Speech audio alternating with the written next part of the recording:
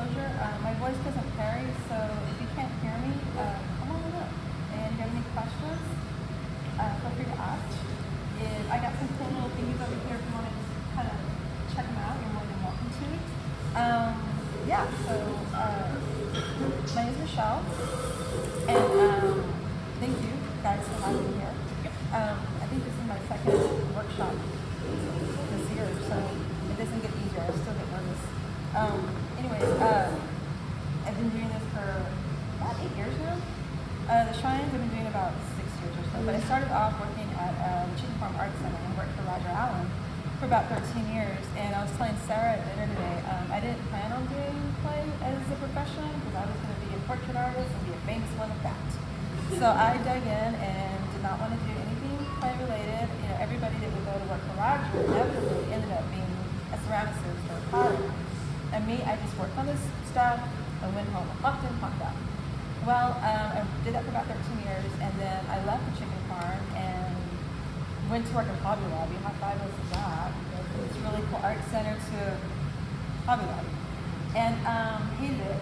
And then my friends, Jeremy and Millicent, Bundick, I don't know if anybody's familiar with them, they also worked with Roger, and we all three of us worked together at the same time. And we worked so well together that we had decided at some point in the future, hey, let's collaborate because we did really, really well together. And I was like, great, that sounds good, you know, but not really thinking anything was going to come of it. So anyways, about a year later, I tried to go back to school, I fell through, got kind of sad about it, and then one day I get this phone call from Millicent, and she's like, hey, you want to come play? And I was like, yeah, let's do something. Millicent was just this amazing genius painter. Her husband would grow the pots. Millicent would do really cool sculptures, and then she'd paint them, and she would do these wild, incredible, beautiful pieces of just bizarre, you know, be like women with 3 boobs and lobster claws, and she just did all kinds of crazy stuff. And well, she ended up with MS, and so she couldn't do what she used to do. So she slowed down a lot. So Jeremy was like, well, why don't you come in? We'll kind of do the same thing we did with Roger. I'll throw the pieces, you paint whatever, but you paint whatever you want. And I said, okay, cool. So I went in and started doing that with them, and it was working with them that finally I was like, okay, I think I want to do this. And it took a long time for that light bulb to finally go off. And it wasn't until I went to work as a cafeteria lady at our local school district that it was kind of a no-brainer. It's like, you know how to do this, so just why not do it, you know? So I was like, all right, cool, let's do it. So it was through their collaboration and working with them that it finally, I guess the play finally did bite me, and I was like, okay, fine. I told Sarah though, because I'd been out of it for a year, even after working for 13 years with Roger, I was out of it for a whole year and my brain just went to shit. You know, I couldn't remember how to put 2 pieces of clay together. I couldn't remember any of the properties. I had to Google how to do that. That's just, I mean, my brain just like left the building. So I Googled some things, researched some things, went, oh, okay, I remember now. And I started playing clay again and started putting my own stuff together. The shrines came along a little while later, and Roger, if you ever had a chance to get to know him, hang out with him, you know he had all kinds of weird stuff in the studio. He had all these crazy things from the glass off of old televisions and stuff that he would use to make these really awesome platters. And he would always tell us, you know, anything and everything can be a form for anything you want to make. And so keeping that in mind and having worked with him for so long, I came across this old iPhone box. You know, we got a new iPhone, and I love this box. I just kind of hung on to it forever, kind of did the Roger thing, because I thought, well, that's going to be something one day. And I ended up accidentally getting into a gallery in Albuquerque, and the gallery that I got into, they didn't do regular functional wear, because at the time I was just doing functional wear, but I was wanting to do these really cool shrine looking things. And so when I got into that gallery, the guy, Johnny, was like, you know, bring me something and we'll go from there. And I said, okay. So a couple of weeks later, I go home and I bring out my own iPhone box and I put together my first shrine. And I didn't know what it was doing. It was really just something that was put together. Not the box itself, but I didn't know how to put the person inside of it. So I had to Gorilla Glue some stuff, and I thought he was going to kick me out immediately, but he didn't. So, and that was kind of the birth of the shrine, was just wanting to do that specifically for that gallery. And he really liked it, and it did so well that by the time I got to Roswell, the ones that I had taken had already sold. So he's like, hey, you need to do some more and bring them back next month. I was like, okay, fine. And I've managed to streamline them to where I can get quite a few of them done at a time, but it still takes a while. But it's a lot better than what it snail paste, molasses, maybe slower than that. But anyways, so iPhone box, and this is another. My kid came home with a Pops cereal box thing. So these are my little teeny tiny ones. Have you ever seen the little mini ones? That's what these are. But this is the pattern form. Also with Roger, he just kind of, if you find anything worth using, use it. That's a cool thing about clay. You just find all kinds. Can I swear? I like to swear. Okay. All right. Okay. Yeah. Okay. Cool. So you find all kinds of cool shit everywhere. And my friend was like, "Hey, HEB stuff is really cool chocolate molds with on dulce on them. Go get it." Treats. Yeah. Conchas y empanadas. Yeah. And so I started doing these like empanadas and conchas and stuff like that. And the reason I started doing them, I love on dulce, but I hit menopause and my body won't accept gluten anymore. So I started making these like women or these girls with these little crowns of on dulce just to represent the fact that I can't eat that anymore. Because, life sucks sometimes. And then another friend of mine, she gave me some chocolate molds. She has a sister-in-law that travels and has way too much shit. She's got like a whole house full of really cool shit. A lot of it's like these really cool chocolate molds. So she gave these to me and I started playing with them, and that's what makes the little ball faces. And so I use those, and this is another chocolate mold. And I use that for the hearts and stuff. So you see big old hearts on my pieces, that's where these come from. And the thing about me though is that I'm kind of a messy little ceramicist, so I don't do cornstarch in them. I just shove it in there and it comes out, So, and I think I got that from Millicent in Germany, because Millicent would just like slap things together and it worked. And it's great, and it usually did. But if it didn't, then she'd make it work. So that I kind of got that from her as well. So I got most of the stuff from Roger, but some of it I had to kind of, all right, this morning. All right, so we're going to start putting together. So tonight what I'm going to do is I'm going to construct one of my shrines. I'm going to try and go as fast as I can, try to keep it as interesting as possible. I was telling Sarah sometimes the process is a little tedious, but I'm trying to have to start a conversation of some sort. And then I will show you guys how I paint. So I run on my glazes. Please forgive me because they came from my garage where I work and I have no air conditioning in there, so everything's really crusty. So it's just a crusty mess in there. So but we'll clean it as we go. All right. So normally what I do, I don't have a slab roller in my studio, in my garage, because they're expensive. And I don't know. I just don't have them. They're expensive. So I told people this is my slab roller. It's just too expensive. Works just fine. And Michelle, where are you located? I'm in San Angelo. I'm from San Angelo, yeah. I'm from San Angelo. I'm originally from New Mexico, Silver City, New Mexico, but I've been in San Angelo since forever. So that's where I'm located now. So you came just here to see us? Yeah. Wow, thank you. You're welcome. Oh yeah.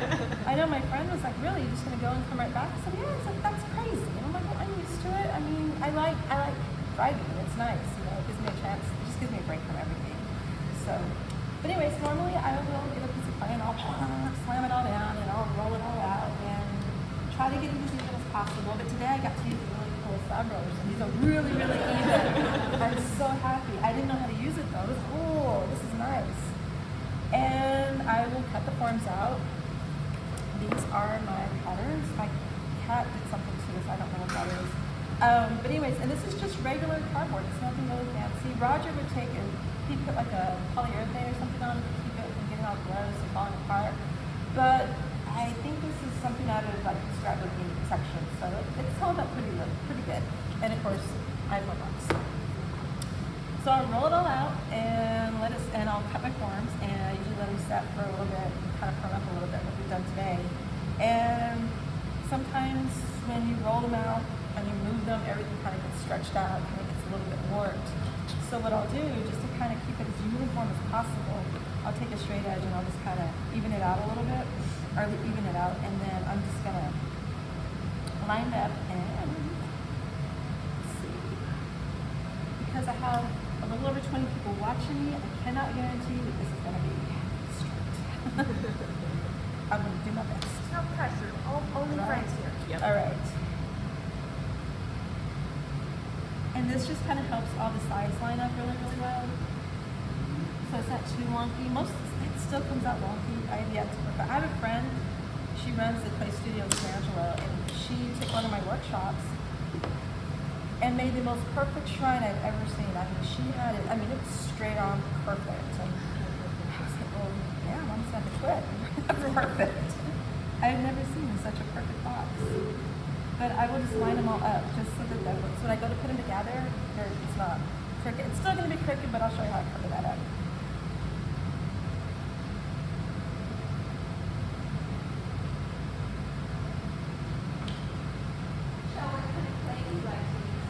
I use a Longhorn white. It's been kind of since they changed I did Longhorn white, and they've changed the talc in it, and it's kind of giving me some issues. So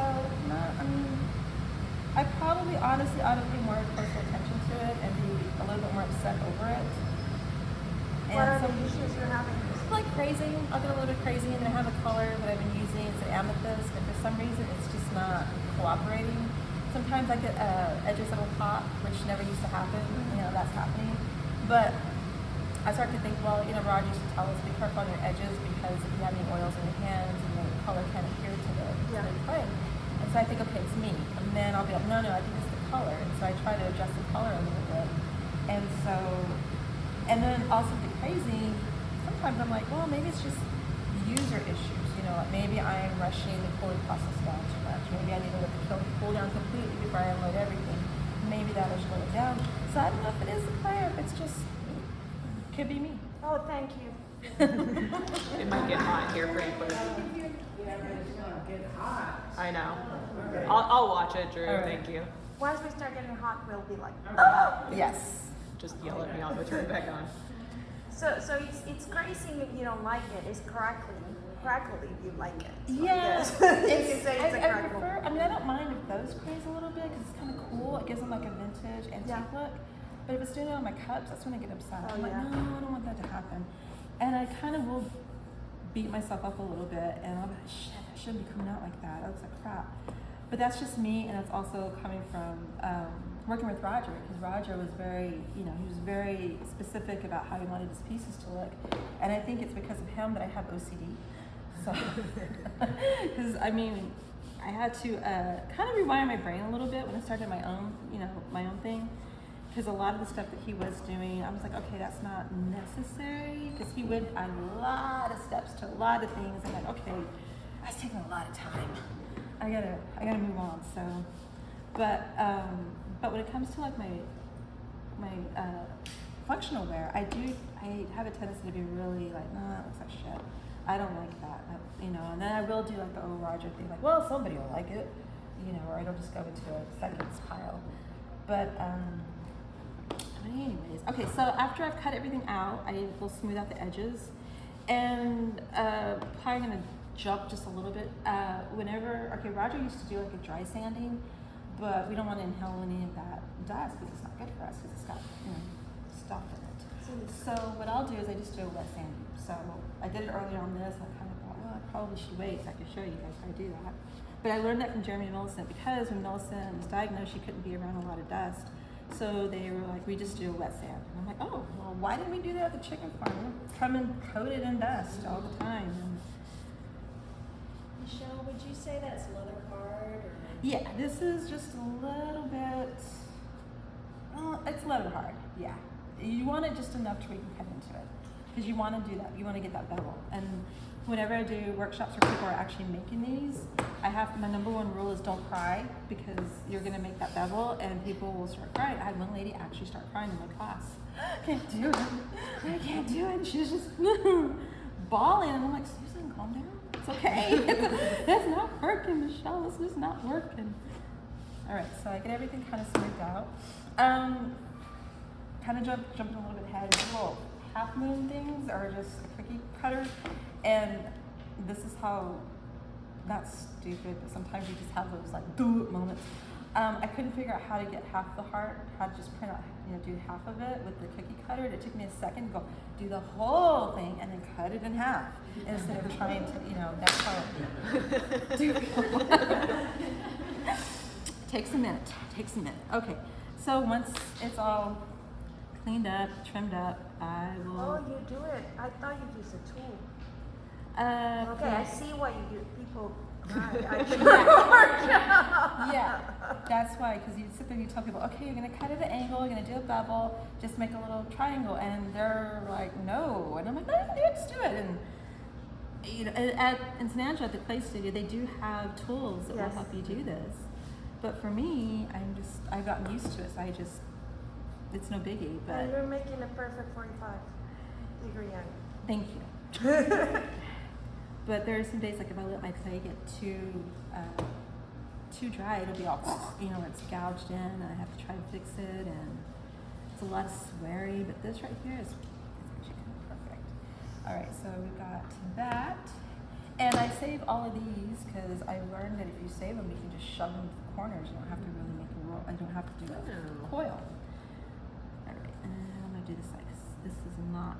And then on these, it's just 3 sides, and I have cut all 4 sides and said a lot of bad words and then fixed it. So, which is basically scoring, slipping, and sticking it together, and then making it look like it never happened. So I will try not to do that tonight.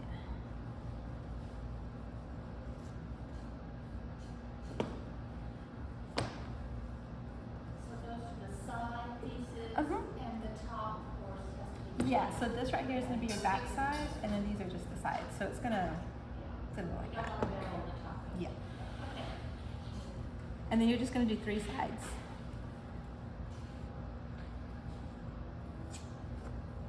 And then you'll save your beveled parts. And this is where it gets quiet, so I'm going to ask, has anybody watched the Tour de France? Have you been keeping up with it? It's pretty cool, huh? Okay.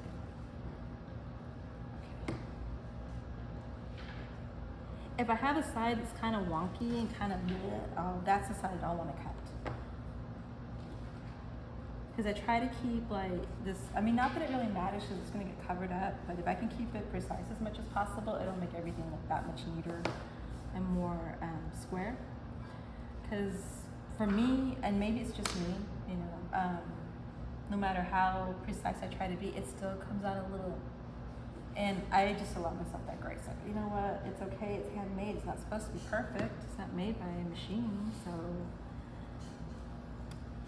I have a question. Have you guys seen those reels where they show how they print, like the blue patterns onto plates and stuff? They're like big giant boobs. Yeah. I'm so curious as to how they discovered that that would work. I saw some kids in Japan do it with balloons. Yeah. So you can reproduce it at your own studios. You print on a balloon and then go to the seal screen. You're printing on like a silicone pad first, and then Yeah. you into it. Like the jelly plates. Yeah. You could use the jelly plates. You could also use. I think you could also just print it somewhere else and you just need it to be wet enough so it attaches to the balloon. And Yeah, totally. But you can get the smaller versions from like if you watch the nail salon people. Oh yeah, the little tiny ones. Yeah. You can get like little ones and Yeah. do little patterns. I've used Like a those. little, yeah, they do like a metal stencil, put the color on, and then pick it up with the little rubberized silicone. So my thing is, how do they figure that out? Because I'm just wondering, was there like a topless woman that had something on her? She tripped and fell. I don't know. That's how we're gonna print plates, just like that. I was thinking about that the other day because why not? It's just one of those things. Anyways, anywho, okay. So after I've beveled everything, I'll score it, and I'm kind of going a little extra for you guys because you know we gotta do it correctly. When it's like. What is it? Do as I say, not as I do, or whatever. For me, I just do it once. But if we're gonna do it correctly. Is that glue? This right here? This is just the water. I'm sorry? This is Oh, called. it's just okay, scoring. yeah, Yeah, just scoring. It's one of those Zen. I don't know how they pronounce it. Yeah. Zion. Yeah. Yeah. Zion, X-I-E-N. Yeah. It's kind of The X guys. Cut it for a while. All right. So score it really good, and then just throw some water or some slip on it. Today we're just gonna do water. We won't get too much. Do you typically use slip? I do if I can. All right, and then take these little things, little bevel parts, and I'll kind of pinch a little bit off the edge just so it'll fit perfectly. Run some water there. Sometimes I'll dip it in there just to kind of give it a little extra. And why is it not square? Why is it not? Why are you doing a bevel? Oh, because if you bevel it, They fit really nice. they fit better. So See on this side? Yeah, so see how it's beveled like this? That way it fits just like so.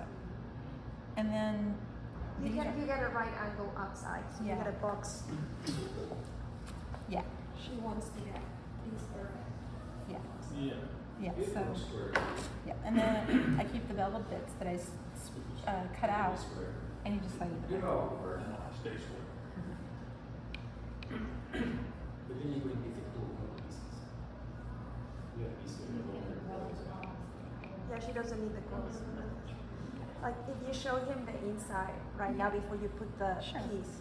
So see how it fits together, and then this is this part right here, and that's the part that I cut out, and it just slides right in there. You can do coils and slide them in there, that's fine, but just to save a step and to just, save clay, you can just use this. And it works just as well. I like that. Yeah, that's a good idea. And then if you're doing geometric pieces where it's not 4 walls, you have to do different angles to get, like if you want to do an hexagon.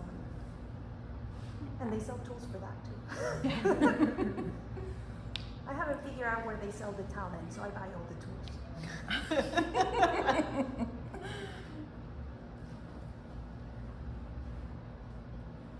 And I'll point it this direction so you guys can see.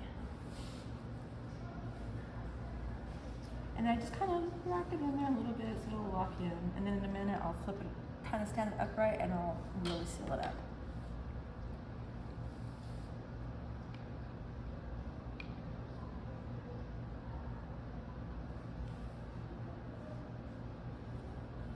That is so satisfying.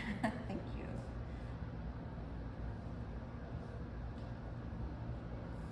I know the other day I painted up a shrine, and it felt like it'd been forever since I've actually sat at my desk and worked on one. I think I've just been busy delivering work and maybe doing shows or what. I don't know what I've been doing, but I sat down, painted one, and I was like, oh, this is nice. And it's been a while. It's been a minute. It's one of those things where you're so busy, you don't know, like, what the hell have I been doing? Where have I been? And what's going on? And did you grow up around these shrines or what? No, I mean, I know they're a lot from Mexican culture, but they are, well, my ex is from Mexico City, and I'm from New Mexico, but I really didn't grow up around much culture, honestly, which is kind of sad. This is just whenever we would go to San Antonio, or we did go into Mexico when my daughter was 2. She was 2 years old. And I think I just kind of became really fascinated with it and the culture and the pop culture and everything of Mexico. And then when I worked at Hobby Lobby, I worked in the frame department, and we would have a lot of people that would come in with the textiles from Mexico and all the, the embroidery and just prints, everything. And I found it so beautiful and kind of resentful that even though I'm, Latina, I had parents that just did not submerge me in any of it. My mom was, in her 20s and 70s, and so, teaching your kid how to make tamales and tortillas and speak Spanish was not really the thing. And so I didn't grow up with it. And then my ex-husband, they were real super conservative, so they weren't much into art or anything, and so I had to kind of go searching on myself, and I think it's, and then when I started trying to figure out my style, when I started doing my own thing, I knew I kind of wanted it to be inspired, but not like with my pottery, like my functional wear. You can see Roger's influence. You see the dots, you see the stripes, you see the colors.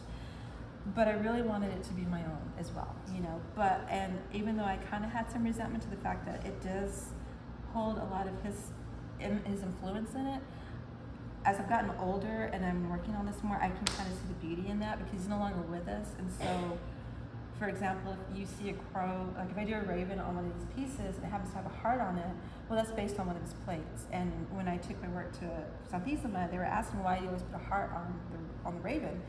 And I told them the story about Roger and his plate series and about how in one was called Raven Had a Heart. And I told them it's just my homage to Roger because I learned all this stuff from him. And I used the color chartreuse in honor of my friend Millicent, who can't do this work anymore, and that was one of her favorite colors. If something goes wrong with my pieces and it turns into a second, or I've got to somehow, I don't know, readjust it or whatever, those pieces are also dedicated to her because that's what she would do. If a piece broke, cracked, whatever, she would just make it work. And that was the one thing that drove Roger crazy, is that instead of just tossing it in a slot bucket or in a scrap bucket, she would just make it work. And those pieces would sell, you know. If it had a chunk missing out of it, she'd be like, oh, okay, well that's where the spoon is gonna rest then. So she would sit there, smooth it down, and then she'd still paint it, and it'd be a great piece. So she was just really good at that. So I've tried to carry those people who've been influential in my life into my work. So when I see that there is bits and pieces that I think, oh, that's too much like Melissa, it's too much like Roger, well, it's like, that's okay, you know, that's all right, because you're carrying their spirit on, their legacy on, whatever. And then when I first started doing these shrines, I had a lot of little jangles hanging off the bottom. Well, I got that from Angela Gallia because that's what she would do. And of course, she's no longer with us. And so, I've since quit doing those just because it's too forever to do. But I also did it out of respect for her, to just like, no, I like them, they're cool, and it does help me carry the story on further, especially if I do a shrine like I did two for my grandfather and my grandmother. And I can only put so much on the side that would represent them. So doing the jangles at the bottom kind of helped me carry their story down. So, for my grandfather, there was boots because he loved to go hiking. There was a light bulb because he loved to invent things. There were chemistry symbols and stuff like that because he loved chemistry. So my grandmother was more nature, birds, flowers, stuff like that. So I did a lot of stuff like that on her. So if I do the jangles, it's usually just to continue the story of a piece. But it's also to honor Angela as well, because once again, she was also one of my influences. Her and Linda Gossett, those two ladies, they were rock stars. They would come out to the chicken farm during Ceramic Week, and that was like the best part of the entire year was to see those ladies. Well, to see any of those people, if that's another thing. I'm really happy and very thankful that I got to have my experiences there and get to see all these artists and get exposed to them and learn from them. And because it was, when they would start coming into town and start coming to the chicken farm, it was like all these amazing celebrities were coming in, and I get to see them and talk to them and hang out with them and watch their workshops and all that good stuff. Even though I did not want to be a potter, I'm still going to even though I'm still digging in. No, I'm just going to admire it. If you haven't been to the chicken farm, it's a really nice. It's in San Angelo, and they have an Airbnb right in there where you can stay there. Yeah. So it's still there. Yeah. It's still there. About 9 or 10 years ago. Well, since Roger's passed away, it's moved on to new owners, and so as far rumor has it, I'm pretty sure it's true, but don't hold me to it, that the production side of it's going to stop. So they'll no longer be producing Roger's work anymore, which is okay. He's not there, and it was kind of, Okay, so once I get the box all put together, just like so, got it all sealed up, and I didn't explain this. When I get done, it's a little wonky, you can see where it's set up, but I take this is just an old gift card, and I'll just use this to kind of go up the side and kind of smooth it out a little bit and push those edges together so that it seals up, and then you get these nice little edges and everything. So that's there, and then I'll kind of run it inside again with a sponge or my finger or whatever, and just make sure that it's all nice and tight. And then I get this. I told Sarah, don't tell Roger that I don't clean my tools because he would be very upset. That you what? He would be very upset. No, but what is it that you do to them?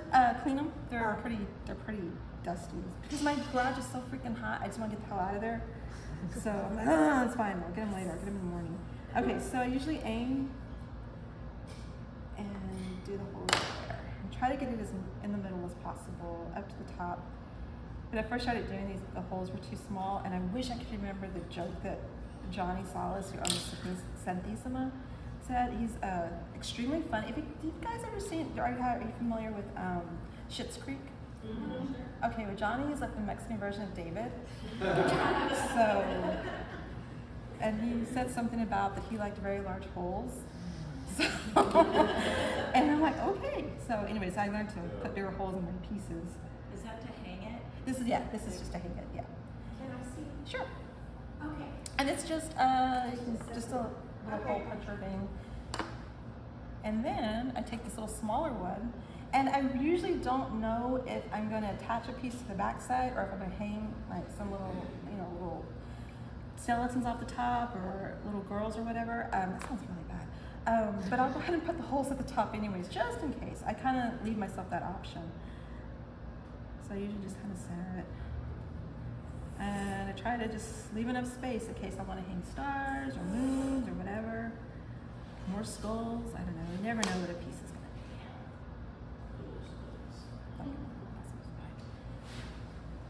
So I get, and usually I'll put those holes in before I do the tops because I don't want to bump into anything. So, all right, and so this is going to be top and a bottom.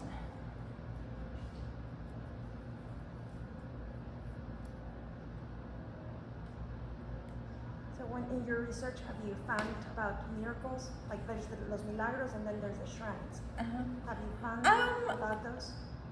I haven't. Because what you were saying earlier sounds more like a milagro. So Frida Kahlo had a whole collection of them, and then you can go see them in her blue house in Mexico.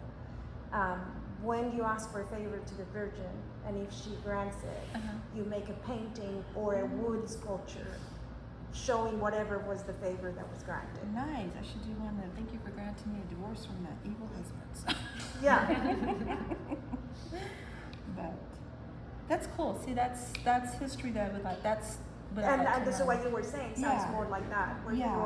you are giving thanks for all the teachers that you've had. Yeah. Oh, yeah. Yeah. I like that. Thank you. I like that a lot. They're called milagros. All right. So these are. And some of Frida Kahlo paintings where she writes stories comes from that tradition, because the person that would paint or do the milagro would write the tradition, would write the story behind, but then she would make it with a funny punch to it. Yeah. I loved it when she did that. When she pulled it onto the frame. Yeah. Have you seen any of her work in person? Yes. It's pretty amazing. I grew up in Mexico City. So. Oh, wow. So you spent weekends at her house and just Yeah. pictures Yes. and- oh my gosh. Yeah, I will forever resent my ex-mother-in-law now, because when we went, when my daughter was 2, I was supposed to go to Frida's house, to the Blue House, Casa Azul, and it had been raining a lot in Mexico City, and so my mother-in-law, instead of calling her sister, she told her, hey, my daughter wants to come to Casa Azul, and she was like, yeah, that sounds great, we'll take her. Well, up on a hill where we were we were watching the news, and we saw that there was a lot of flooding and raining in Mexico City. So my mother-in-law was like, "No, we're not gonna go. It's flooding." So I'm like, "Okay, I guess." I was all bummed because I really wanted to take Anna there, and I wanted to take pictures in front of the house. It was gonna be so cool when she grows up, and go, look, I took you there. And so we didn't go. And I was bummed, but I understood. Okay, this is my first time in Mexico. I don't know how the weather is. I don't know how the roads are. I'm gonna respect the locals and my elders. It's cool. Well, we get back to Texas, get home, and my mother-in-law, the evil woman that she is, said that her sister was waiting for us the whole time for us to come and meet them because she wanted to take them to Casa Azul. And my mother-in-law was like, well, we thought it was flooding. She's like, no, it wasn't raining at all here. You could have come. And I'm like, you should not have even told me that, because now I'm really upset with you. It makes me mad that I had a chance to do it, but she, instead of calling her to see if it was okay, if we could go, you just made the assumption it was bad. So yeah, that's another reason for that divorce. You'll get another chance. I hope so. These are just straight. So these are just straight, and it's just a heart, just splice split it. Cut it in half, and then it's just scored. So no reason to bevel this one, because it's just going to sit on top. And so a cool thing I like about these, if your sides are kind of wonky, one's a little bit thinner, one's a little bit thicker, these hide it. These hide the mistakes. So, but this was looking pretty good. And Okay, so I cut this one because sometimes I can fit another little wing on the bottom, but not so I can fit. So we'll do that for something. We'll use that for something else. So we're just gonna fit this bottom part real quick.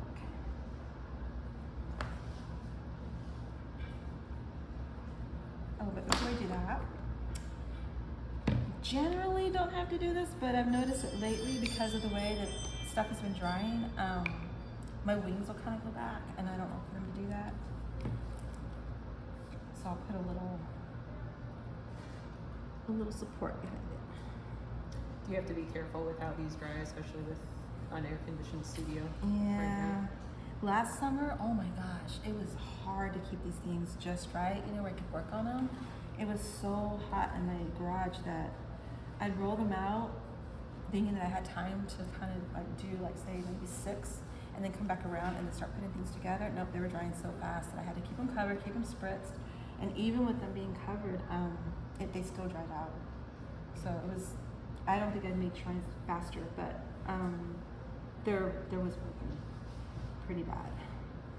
And this year, it's a friend of mine gifted me a portacool, so it keeps everything cool, but of course you got this air blowing in, so I have to angle it just right so it doesn't hit slabs that are setting up. Mm-hmm.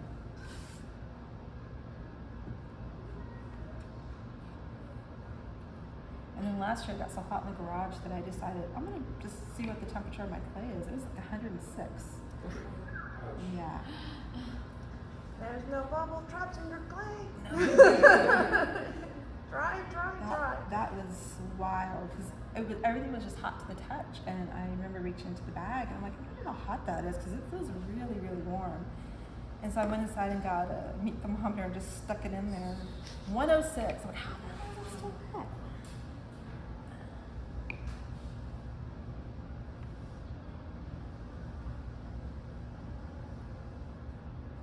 All right. Okay, so now there you go. You got this handy dandy cool little shrine. All right. I know Thank that. you. All right. Now comes the fun part, which is the decorating part. You're missing the lower part. Sorry? This one right here? Yeah. Well, normally, like for this medium one right here, it would be this bottom part right there. And so I couldn't remember if this is the one that fits underneath here or not, but I think there's like a smaller heart that I use. And sometimes I don't put anything on them. So this would be that. All right, so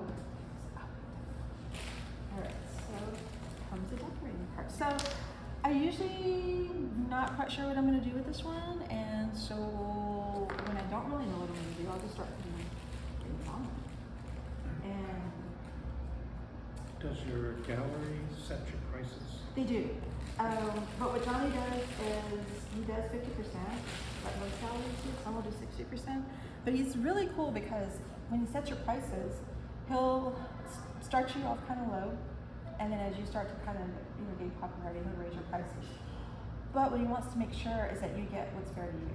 So, say for example, this, like, say I want 150 for it. I would charge 150 for it, then he'll charge close to 300 for it because he wants you to get what you would get if you were doing it, if you're selling it yourself. He wants to get as close to that point as possible. So that's the cool thing I really like about working with him. And then the other really neat thing, if you get into a gallery, if you can find one that actually pays you at the end of the week instead of the end of the month, that's really cool too. So Johnny's really good about that as well. I've been really lucky there. What gallery? Santissima and Albuquerque. It's a little town, so yeah. How do you keep your little flaps from drooping? Huh? How do you keep your flaps on the side from drooping? I just put a little, there's a little, That'll hold it up. Uh-huh. From falling. and you also kind of, yeah, and it's firm enough. Like if this was any wetter, it probably, it'd melt. But since this is leather And it's hard- low fire. Yeah, it's low fire. And so, yeah,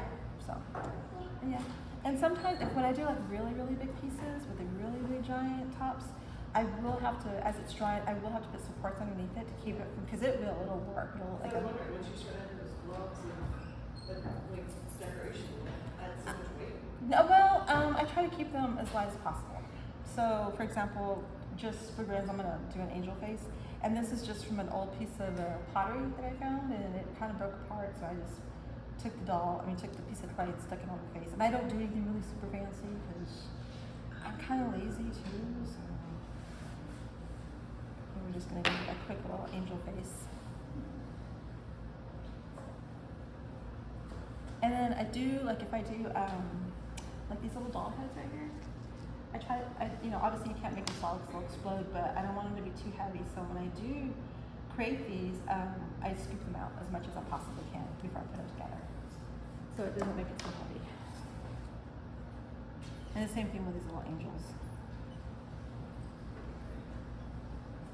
As long as, there's not a lot of weight on it. And plus if I see that it starts to kind of, I'll just like a glaze jar or one of my kids' little blocks from when he was a kid underneath it, or sponges or whatever I can find.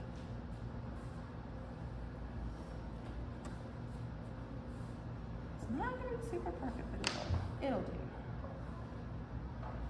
And maybe I'll make this one a little double.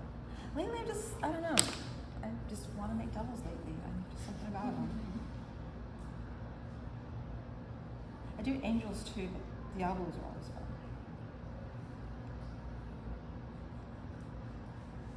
Some parts on them.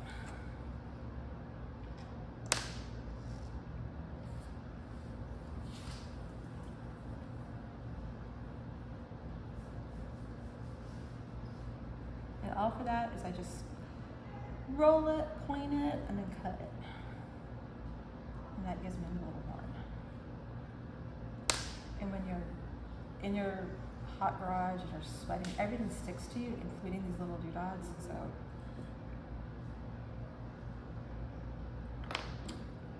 the little horns is what they are. What are you attaching? Horns. Horns. Horns are going to be a little lopsided. We're going to be a misfit evil angel. Chair face, morning. Yeah. Yeah, it's definitely going to be lopsided. That's okay. That's okay. Maybe one of the horns broke off and now it's growing back. Let's do that. Alright. Alright, and then next up, I'll show you how to do a rose. Which we're going to keep that pretty simple too. And if anybody has any more questions or anything, please feel free to ask. Is it okay if we pass around this? Sure, go for it. Yeah.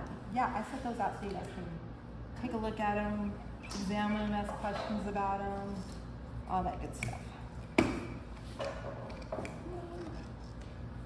So how did you find out about Blue Demon and Santo and all those? The X. The X? Yeah, he was a big, he Lucha loved the Blue Libre. Demon. Yeah. But I love wrestling. I grew up on wrestling when I was a kid. And so I remember seeing some Lucha Libre and I just thought they were really, and then they're hot too. Damn, that's some sexy guys. Yeah.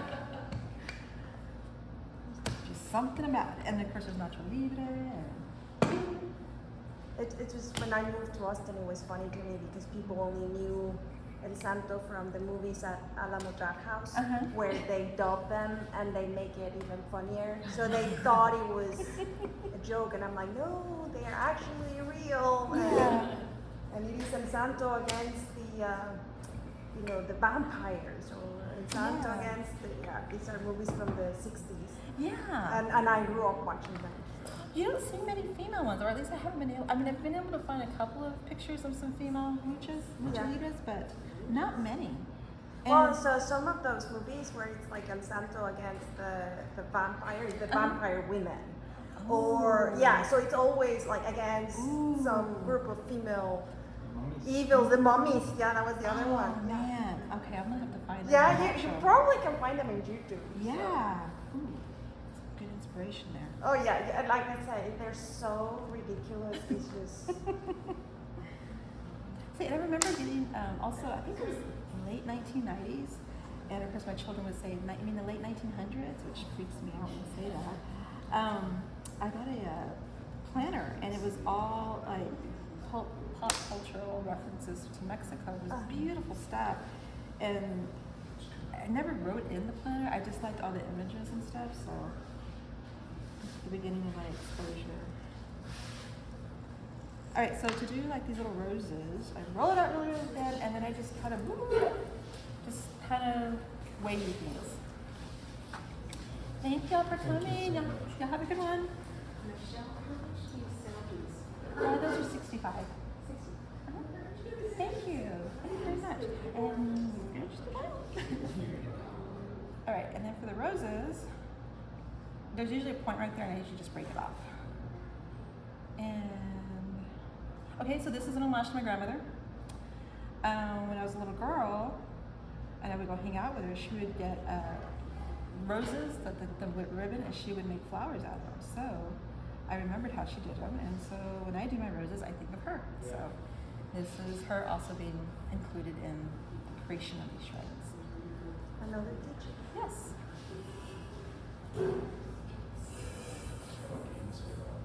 And then some people will, do petal by petal by petal, and it's beautiful, but I just don't. I mean, I have OCD, and I'll do these real intricate details, but I'm not going to do petal by petal by petal. I like to do it like this. Thank you.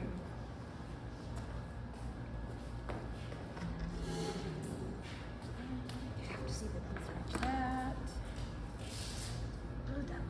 I saw you did a online sale this weekend. Yeah. Do those go well for you?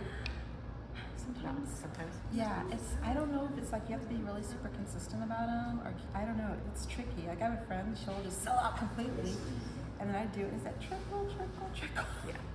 So I'm just, I mean, I did okay. I guess if you think about it, it's actually I did alright, but I, kind of would have loved for it to be better. But that's okay. And so I've just kind of learned to just leave the shop open and don't close it because. Yeah, I haven't quite. I'm still struggling to figure out the Yeah. online sales thing. Especially after you get asked a lot, do you have an online store? Do you have an online store? And you're like, okay, you finally got it, and then it's quiet. All right, so I got that guy, or person, whatever. We'll do one more rose. Or we can do a marigold. And marigold is probably the same way. Kind of do, and these don't have to be perfect. It's just go up and down, and then you're just gonna want to, just trial and error. You do want it to be pretty, pretty wet, so that you can kind of do that. The petal, you can kind of, mold it back and forth, and it doesn't break on you. So the rose and the marigold, the strips are the same. and Yes. the snake. So how do you roll it differently to make it? All right, so for marigold, I just go back and forth. You're just going to go back and forth, just like so. And you're kind of going in a circular motion. And it doesn't matter much right now. Where did you get the little Frida? For the.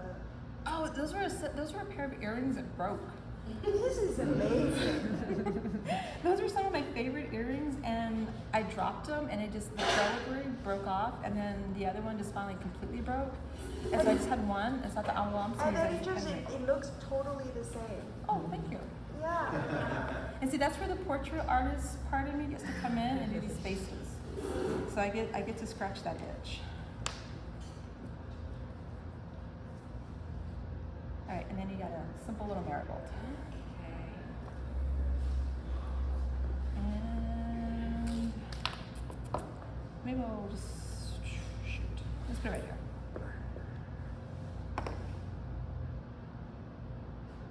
Just like that. All right, so you got a rose and a marigold and a little diablo at the top with wonky horns. All right, let's see what time it's 8. Okay, so Can you hold that? Do you mind holding that up so you Sure. so we can see what it's looking like?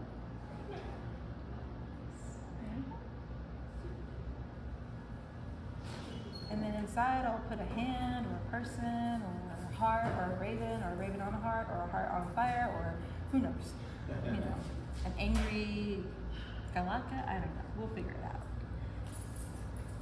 Alright, so I wanted to show you guys and kind of touch on painting techniques, glazing and all that good stuff. So if y'all want to, unless you want me to keep working on this, you want to glaze it? Okay, let's do it. Let's do that.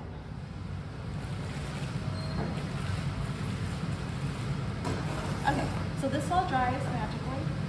And then I should get this dry piece right here. Cooking showtime. Exactly. Okay. Yes. For as much as I want to just leave them out naked, it'll cause working, and then this part will go whoop, it'll just be good. So I've learned to just go ahead and put some plastic on it with some cloth on it and let it dry really slow. And I'll go check on it, and then when I think it's to a certain point, I'll just take the plastic off and I'll leave the cloth on it and let it finish drying. So hopefully, and then when I go out and do this process, hopefully I've slowed it down enough that I can avoid working. So, and sometimes I'm really good at it, and sometimes I'm not. And that's where these extras come in because it kind of hides all of the space. All right, so I was trying to figure out what to do on the back side of this piece right here. So I don't know. Let's just do some pieces. So for these pieces, usually, like I said, what I do when they're dry completely, they're ready to be painted, I will do what's called a wet sand. So I just get a sponge with some water, and I will take all the hard edges off. I'll try to hit the roses a little bit, not get too deep, so I'll knock them off. I've done that before. And that's where your magic mud comes in. It's just like moves everything down. Oh, Your magic what? magic mud? The magic water? Yeah. Or paper clay. Yeah. So I try to be really careful with my roses and hearts and stuff like that. And these hearts, they're sculpted by hands, unfortunately. I could probably make a mold for them. I'm just too lazy to do it. Which is weird because I'd rather just do it by hand each and every time than actually make a mold, so I can just pop these out really quick. Alright. Okay, so jeez, but I'm gonna do let's see. It's just sorry. I'm so sorry. Let's just do okay, this is gonna be repetitive a little bit. Just to show you, just for technique. I'm gonna do like a signal on the side. Okay, then we got a heart with a heart on the side of heart. So I'll sketch everything in, and I try to keep it as light as possible. You don't want to get too heavy-handed with your pencil because it will act as a wax resist and the color won't go on there. So you want to keep it as light as possible. So, and I just give myself an idea of what I want on there and about where I want it, and then when I go to put the color in, then I'll refine it a little bit more. And so just for time's sake, I'm just going to use this super simple.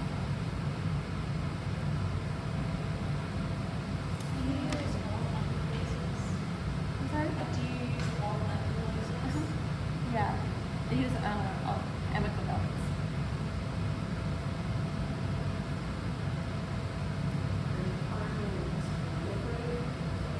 And this is on low fire. And so I'll just fire to 04 and then I'll go start 06.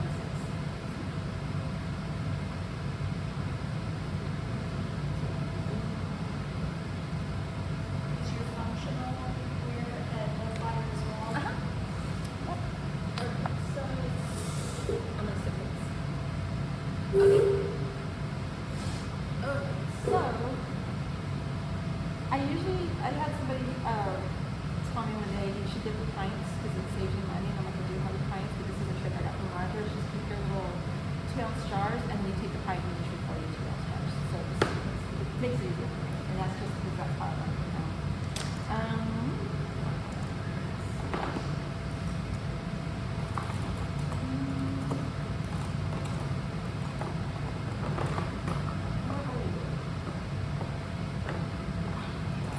Black.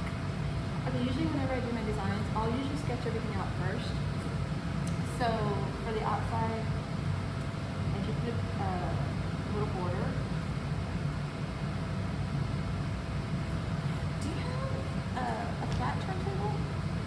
Like a plate turntable?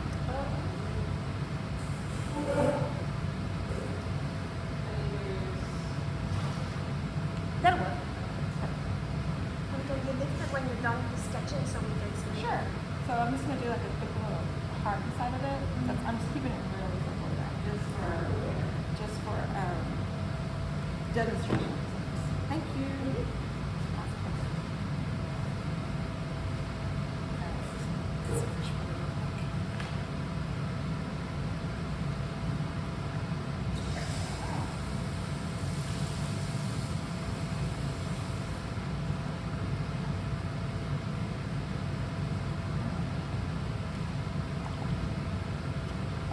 said, I use Amico velvet underlaces, and just because they're user friendly.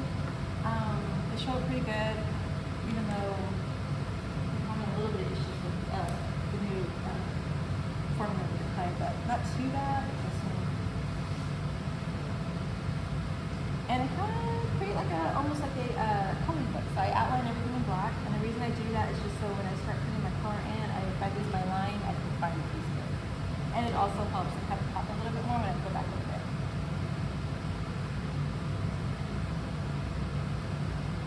Have you ever done the painting on newsprint and then transferring it? I've seen it done, and I always think I should do that, but then I'm like, well, I just paint on them.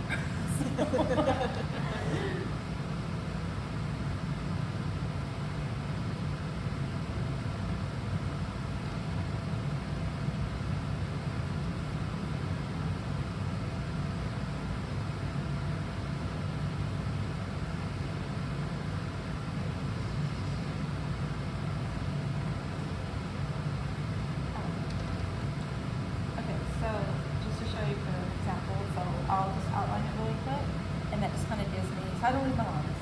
I don't really leave my lines, like, What if the three folds is there for mail set?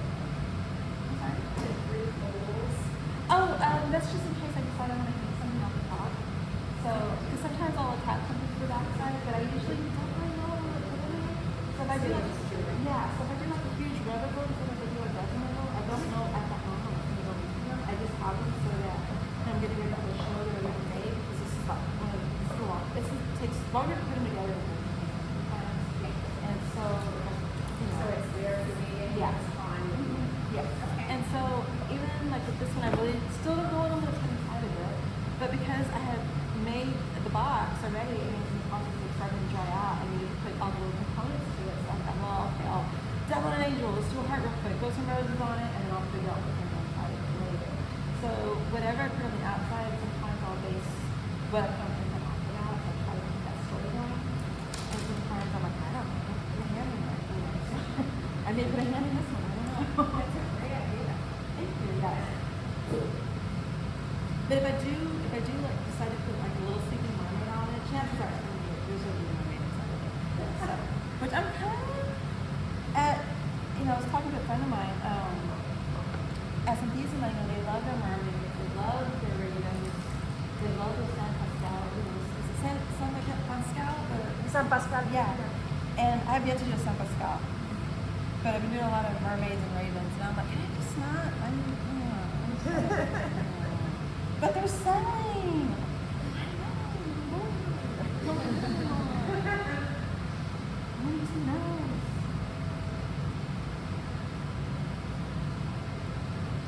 Alright, and then my brushes aren't anything special. They're just regular paint brushes out of Hobby Lobby or even, Alamo, whatever you put your S size. And for the reds, the red usually works pretty well for me. I do fill my colors on. I try not to go too thick on that first coat. Try to keep it a little light, but heavy. It's a balance, So if you want it heavy, but you don't want it too heavy, you want it light, not too light. So you want the flow, but not watercolor flow.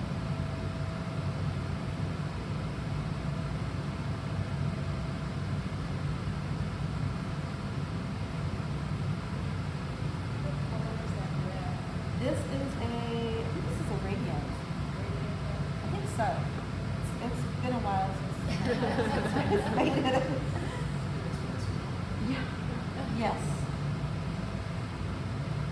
Yeah, I went to Armadillo before coming over, and prices are going up. So my turquoise never used to be as expensive as it is now. I'm like, damn. Thing is, it does last a long time. So that's a cool one. I do appreciate that. Alright, so clean that off. And then, because I don't like everything to be super flat, I always like to give something some dimension, so I will put a little bit of shading underneath. So since I've got this little banner that says Viva La Vida on it, I'm going to want a little bit of shading, because I just, use a little makes it a little bit more. And so I will do just like a wash. Like a good wash, and I'll just real quick go right up into it.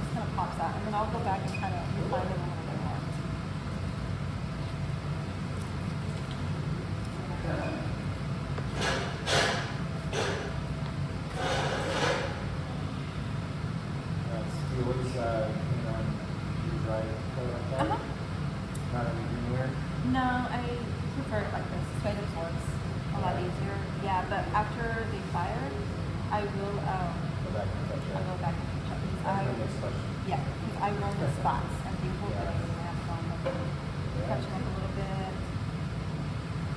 Make sure these are covered. Well, Yeah. So cute. Thank you.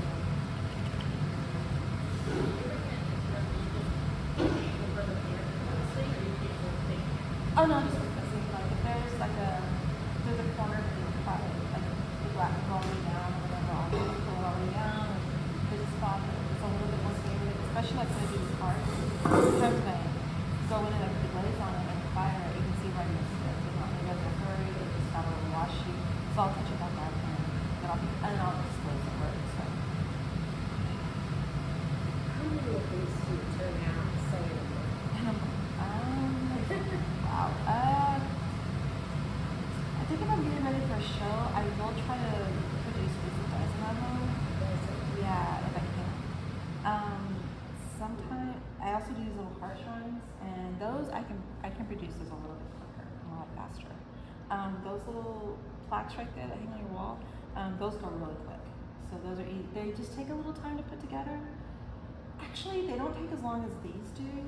Yeah, I was thinking about, I don't want to do it, they take forever. And they don't take that long. They don't even take that long to paint. And I will just bitch and moan about it. I don't want to do them. I like them when they come out, but I'm just, you know. I guess we have to, I'm sorry the smells. So I made these colors because of the heat and they stink. But So if you want to see a lot of your work, do you have a Etsy or website? I do. I am right now.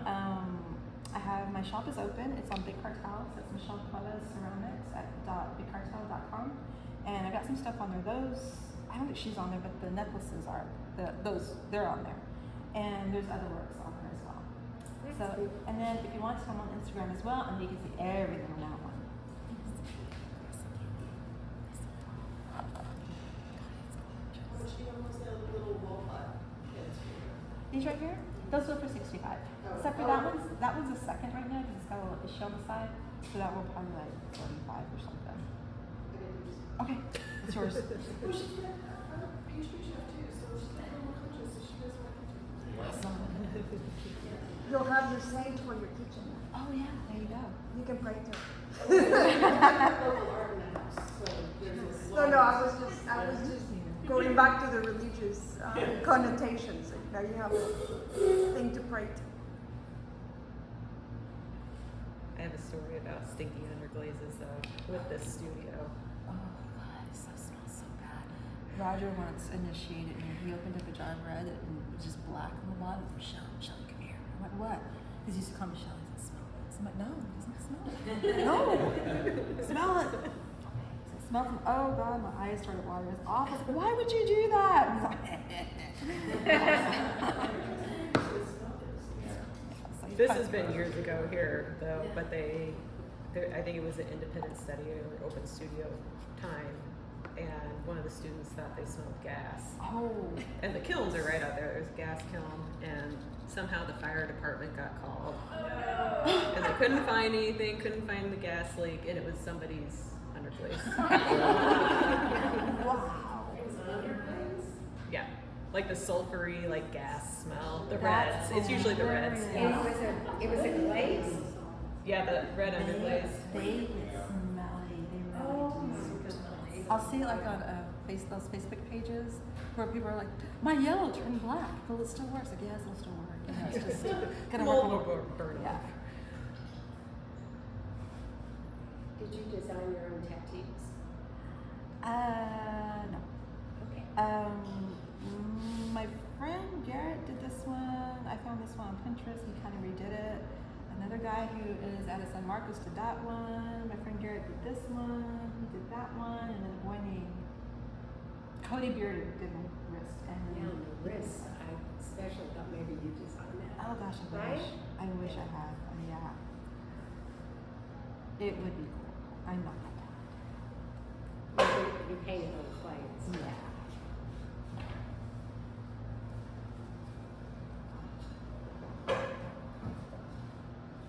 I finally to do a shrine to honor my tattoo artist, and it came out really sweet. It was really, it's one that I've been wanting to do for a while.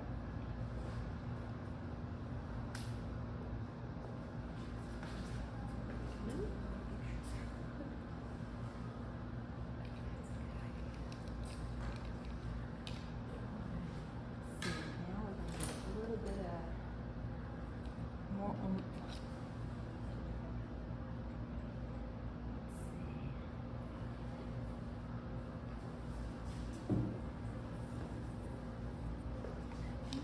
When we get a chance, if you can lift it up so people Sure. can see it, it's Absolutely. amazing. Thank you. I will do that. Any little details, because I grew up with comic books and stuff, and I love my comic books. So I always do these little black scratches or whatever. Just kind of give it that. It's not quite cooperating with me right now, but I'll fix it later. All right, so I'm gonna just hold it up. What's going on so far? We have that. So these colors up here, I just kind of layered them, and I used a flame orange, a bright orange, no, flame orange, bright yellow, and a smelly orange, which is also known as bright orange. And I just kind of layer them. So I kind of put like I'll start off kind of thin with the colors and then flow them on there, and I'll put the orange, I'll do flame orange first, then the orange, and then the yellow, and I'll kind of go back over it, and I kind of overlap them so that when they fire, it has a nice little blend to it. You'll still see the brush strokes for sure, but it'll have a nice little flow. So, and then I added these little black streaks just because I love comic books when I was growing up, and so I like to incorporate those little. I'm a Marvel girl, so I like my superheroes. All right, and then for the lettering, I'm just gonna slap this on her real quick.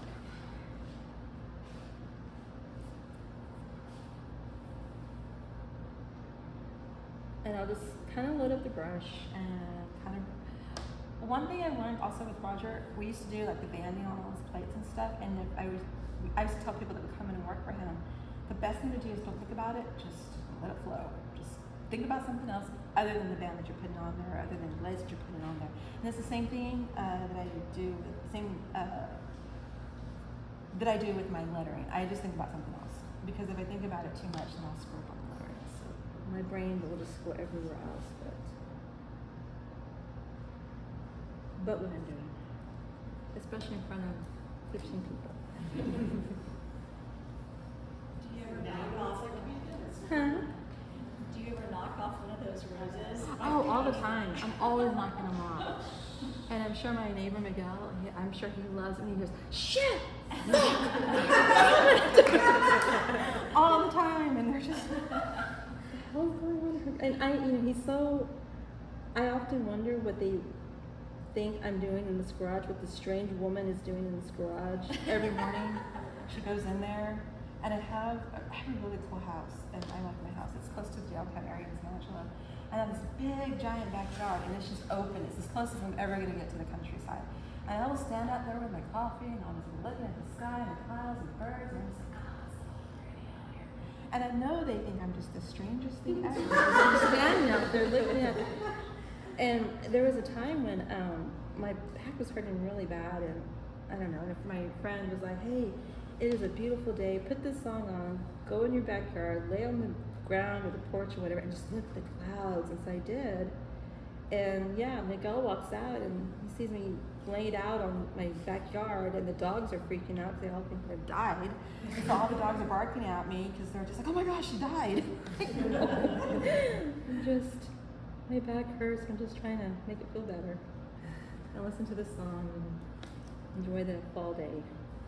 Do you ever curse in Spanish? Huh? Do you ever curse in Spanish? Like, did your mom ever curse to you? Oh God, yeah, but she was like evil. So the words that that come out of her mouth, I'm sure were demonic.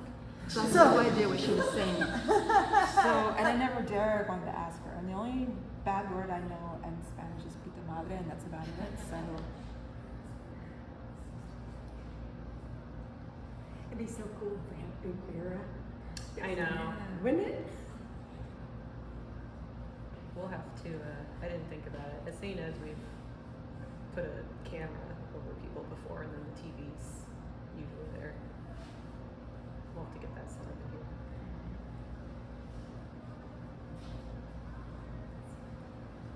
Alright, so it's not quite. You always do the lettering standing up? Huh? You always stand up? No, sometimes I do. My desk sits pretty high, and sometimes if I do have to kind of get above it for certain details, I will. My friend Billy gets on to me because I always take my glasses off to get real close and do tight details, and he's like, "You gotta memorize that way." I'm like, I know, but I just need to get up close to some things. So if I need to stand up, I will, but for the most part, I usually sit down. And my desk sits about this high, so everything kind of comes up to me. I did this one shrine, it was massive, and I did have to, my table was about this low, one table I had, and so I did have to hover over it to paint certain parts of it. Oh, my back was hurting, because there was no other way to actually get into certain parts of it, so.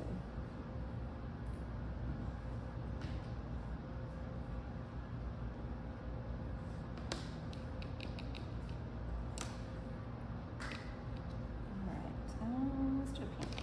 I'm going to do a little pink on the inside of the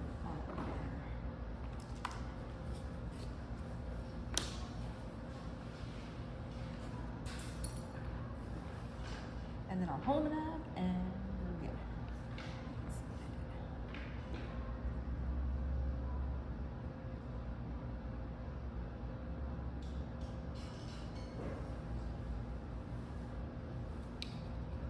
Does anybody have any more questions? No matter how silly, ridiculous, and off topic.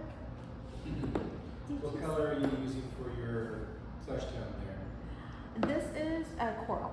Coral. So, oh man, I forgot to bring, and I knew I was gonna forget. Okay, so to determine what colors are gonna go with what, and I didn't bring them, I can't believe I did that. I usually have these little test tiles, and they'll tell me exactly what these colors are. So when I'm working with, whether it's these pieces or my functional wear, I'll have them all lined up on the side of my workspace, and I can just kind of push them together and see what works.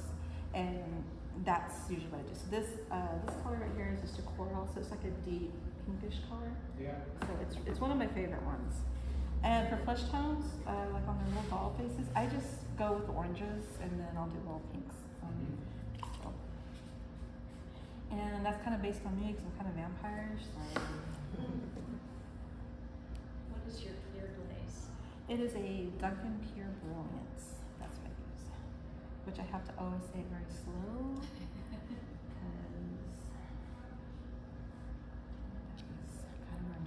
And for the pink, just to kind of give it that little pop, I'll go over it with just like a little wash of the flame orange.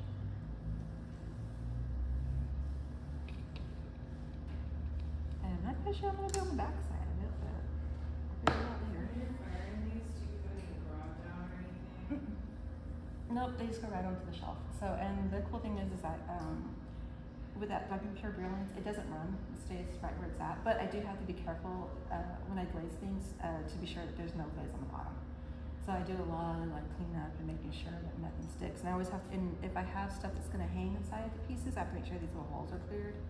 Because yeah, I've had to sit there and try and open up closed up holes, and closed up holes are not fun to open. So anyways, it's kind of simple, but that's what it looks like. And then I'll probably go home and, I don't know, figure out what I'm going to put in the backside of it. So, but that just kind of gives it a quick example of the painting techniques and stuff. So, How long, for like a piece this size, will it take you to finish out the whole thing? if I sit uninterrupted, maybe 2 days, maybe. So, but of course, life with kids and flies and mosquitoes and stuff kind of thing. And then I also sometimes can kind of be like squirrel and, or I'll make the mistake of going in my house and there's cobwebs everywhere. They need to be taken care of right now. Yeah, so that's the other thing about having your studio at home. You have to make sure that you stay in your space until it's time for you to come inside. So, but yeah, so it'll take maybe 2 days, maybe. It just depends. How detailed it is, what the theme of the box is going to be. If it's something specific, like for example, this past December I did a show in San Angelo, and the 4 pieces I did were pretty personal, so they took forever to do because they were just like chapters that were, you go through a life change, or you've got to put it out there somehow, and so I did. And those pieces took forever to do. I was so sick of them by the end of it. I was like, oh, I don't do this anymore. And those did take forever. But pieces like this are more fun and have humor behind them. They're gonna go a little bit quicker, only because I'm having a good time with it. I'm having fun telling the story. If there's like a funny story to be behind it. Because sometimes when I'm putting them together, the story will come right away, and I'll know exactly what I want to put inside of it. And I'm like, oh yeah, that's great. Let's do a devil holding a planet with a blowtorch. That would be so cool, which I did a few years ago. And then when everything really started going to the shitter, I did the world is ending, we might as well just eat cake and watch it all burn down. And so I did a double on a unicycle, eating a slice of cake and a white shirt, white coattails and a top hat.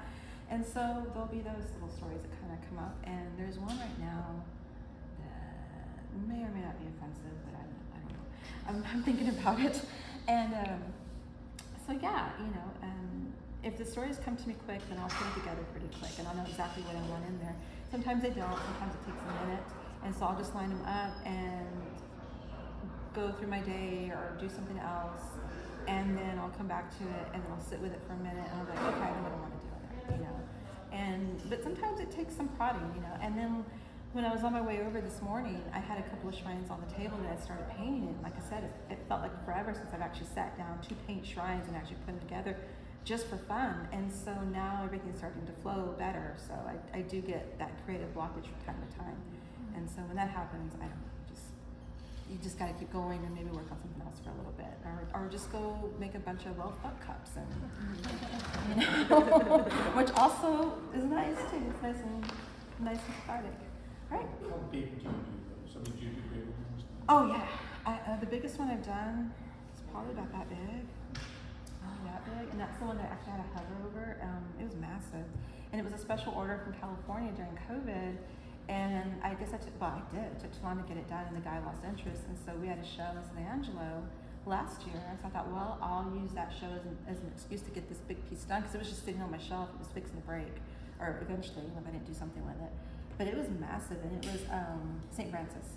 And so for that piece, my table was this high, and I did have to hover over it. I had to get a step stool, I had to hover over it. I was telling people I looked like Tom Cruise from Mission Impossible. I was having to do this because I couldn't lean in it, and I had to be really careful. And I've never prayed so hard for a piece to be, I had to transport it over to the clay studio at the museum, because it would fit in my kiln, but because it was going to be really, really tight, and I had no room for my fingers, and something would break. So I had to transport it over to the museum, praying all the way over there, like any bumps or getting a wreck, because that's a lot of work, and have them fired up for me. And even then, I was like, how are you guys going to do? She's like, we're going to put it in a wear board, and we're going to put it in there, and we're going to let it burn away from it. And I was like, okay, because they didn't want to touch it. So, but yeah, and I got it home, but it was... And it's all? Yeah, it's sold, yeah. And when I took it to the show and for them to hang it, I told them, well, I'll help you hang it. And because they were so scared, they were doing the perfect measurement. It had 2 holes on either side so that it would support, the support would be really good. But they were just like, And then the guy that hung it, he got it up on the wall, and I was like, okay, just leave it, don't mess with it. It's fine, it looks great. And his wife walks by, and she's like, it needs to be over this much. And he was like, no. And I'm like, it's fine. She says, no, it needs to be moved over, but just like a half an inch. And I was like, just leave it there. Don't move it anymore. And the guy's like, I really don't. And so I wasn't able to go to the show the next day, but when I did finally go in, the husband who had hung it, he came back because my wife made me move it, so we had to move it over. Yeah, he goes, I've never prayed so hard. I was so scared it was just going to fall. But yeah, so I'm like, oh, why did she do this? I don't know. She was just being picky. So, but it survived, and it's old, and now it's hanging on somebody's wall in the garden. So, but it was a cool piece. I liked it. I don't know. How heavy was it? It's heavy. And for as much as I try to keep it as light as possible, it's like it was heavy, and it scared me. So, yeah. And there was hardly any. It didn't work very much either. So everything stayed really, really nice. The only thing is, like all the components and stuff, I did have to attach them later. Just so that I could get everything painted just right, and then I didn't really know where everything was going to go. So I had rabbits, and I had birds, and I had elephants, and I had all this other stuff, and so I had to attach those later. And How did you attach it? my favorite attachment stuff, Gorilla Glue. Oh, okay. Yeah, that works really So well. you fired all separately? Mm-hmm. And it worked, yeah. Sometimes, like with my heart shrines, I'll glue them in later. And the only reason I do that, and I'll tell people, I like for all my pieces to be completely covered in something, because in my mind, if a piece should fall off the wall and it breaks, you get to see behind what's behind, like a hand or a heart or whatever, and then you'll get to see that, oh, that was all the way painted all the way through. So it's either going to make you go, oh wow, she was so thorough, or oh shit, the whole thing was painted all the way through and it broke. So it's either going to be really impressive or really heartbreaking. But I just want to show people to see, yeah, I cut corners. It's painted all the way across the backside. So yeah, but anyways, any more questions or anything? Comments? You do all of your glazes on greenware and then do the final clear after this? Yeah, so I'll put all the designs and everything onto the greenware. I sketch everything out first, and even lettering, banners, everything. So for time's sake, I just did this really quick, but if it was a piece that I'd be working on, then I would put all the details in, all on the back side, at the bottom, everywhere, what if it was going to be a song or a poem or a or whatever, I would put all that in and then go over all of it in black, do the black outline, and then put the color in, and do all the design, front and sides, and then the top, and then fire that, and bisque fire it, and then when I get it out, I do all my touch-ups, because with all the details, I'm going to miss some stuff. And so I'll go back through and I'll just do the touch-ups. I don't repaint the whole thing. And then I do the overglaze on it, and then I glaze fire. And then when I fire these, I have to fire them really slow, and I have to give them time to completely cool down, because if I rush it, I will get these really awful cracks on the side right here, and they're just rust cracks, and I've had to go in and do the gold thing so many times and try to incorporate it into the design. Luckily, nobody's asked why there's these weird gold swirls on the side. They're just very random, thankfully, because there's so much action going on. But if you ever see one of my shrines and you see these little gold swirls on the side, you'll know that's me covering up one of my mistakes, because I wasn't patient. So, but I try to give them as much time and space to completely cool down, because everything is moving at the same time. So, and you want it to just be cohesive, and you want your pieces to come out. I've yet to have one completely break or explode on me. I've had components kind of explode, but I haven't had any serious breakage. So I've had them fall off the walls, like at the gallery. So Johnny was about to have a heart attack, because usually when I take work to him, we'll sit and we'll make the tags and I'll help him hang the work.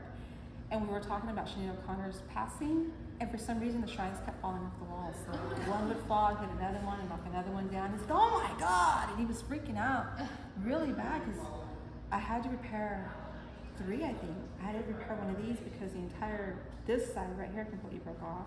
I had to repair 2 little heart shrines, and so I'm sitting there gluing them, and as we're gluing them, they're just sliding off the wall, and we didn't know why. And then got everything repaired, got it back up onto the wall, got on the road the next day, and about halfway home, I get a call from Johnny. I'm like, oh God, what broke now? And he's like, girl, your biggest shrine just sold. And I'm like, oh, well, no wonder everything was falling off the walls. I had to sacrifice a few things to get that one to sell. So, but the broken ones, some of the ones that we couldn't repair, they did come home with me, and I've got this really cool stem wall. So I've been told this what it's called. I'm just gonna start mosaicing the sides of my stem wall in my house. I'm seeing it as house inspector, so he's been telling me what that ceramic, what that cement part between the ground to the house, because that's a stem wall. I'm like, oh, okay, that's cool. Can I put cool things on it? Like, yeah, what do with it?